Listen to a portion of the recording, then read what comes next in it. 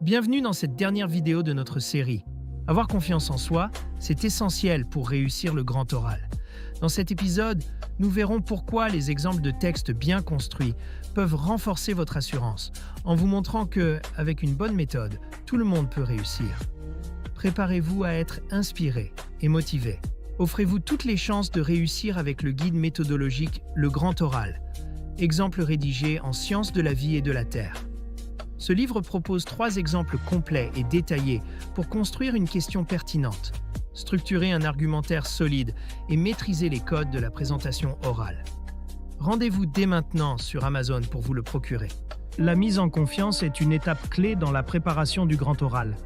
Elle permet au candidat de dépasser ses peurs, d'organiser sa pensée et de s'entraîner dans un cadre rassurant.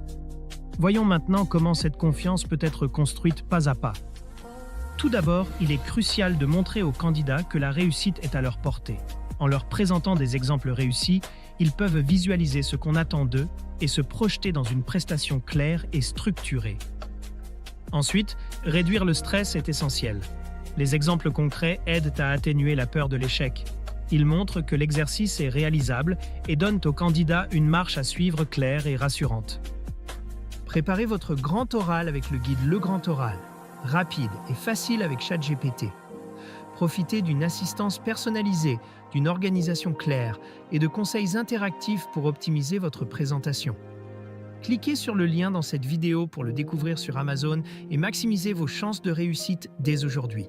Un autre pilier de la mise en confiance est d'offrir des outils adaptés et une méthodologie structurée. Cela inclut la formulation d'une question pertinente, l'élaboration d'un argumentaire solide et la préparation aux questions potentielles du jury. La confiance se renforce aussi par la pratique.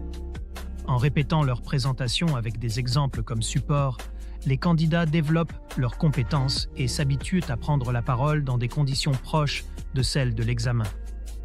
Un aspect souvent sous-estimé est la valorisation des progrès.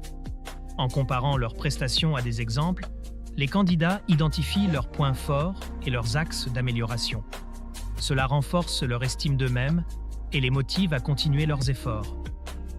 La mise en confiance repose également sur une posture mentale positive. Il est important de transmettre l'idée que tout est possible avec une méthode adaptée et un effort soutenu.